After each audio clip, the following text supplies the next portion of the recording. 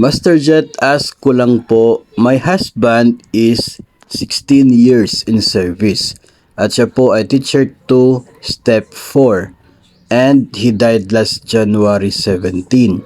His remaining balance in GSIS was 365,000. Ano po mangyayari? So unang-una, kapag updated yung loan ng inyong mister at namatay po siya, covered po ng insurance yung halaga ng kanyang utang, kaya hindi po yun ibabawas mula sa inyo pong claim. Meron po ba kaming maklaim ng anak namin na 14 years old pa po? At meron po ba kaming aasahang pensyon?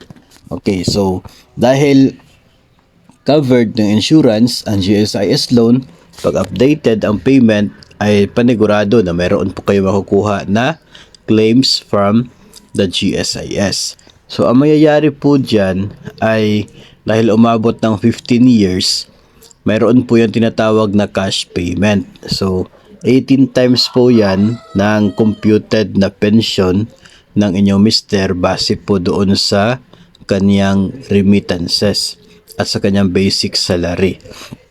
Ngayon, yung cash payment na yan ay makukuha po ninyo, no? Tapos meron pa din po tayong life insurance kapag tayo po ay pumanaw, ay meron po makukuha yung pamilya din po natin. Ngayon, doon po sa issue ng pension, dahil 15 years, no, sobra yung mister ninyo, umabot nga ito ng 16. So eligible po yon for a pension, yung edad na yon o yung service na yon. So kayo po bilang kanya pong asawa at beneficiary, you are entitled para sa tinatawag natin na survivorship pension. And yun po ay kalahati ng computed pension ng inyo pong mister. So yun po yung survivorship pension.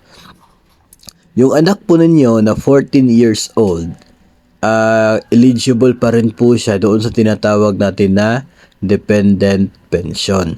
Ang dependent pension mga master ay 10% doon sa computed pension ng namatay po na GSIS member. So bali total of 60% ng pension yung makukuha ninyo kasi nga iisa lang yung anak. Yung dependent pension kasi is up to 5 children yung pwede pong maging beneficiaries nito, no, doon sa GSIS. Kung isa lamang po yung anak ay 10% lang yung makukuha.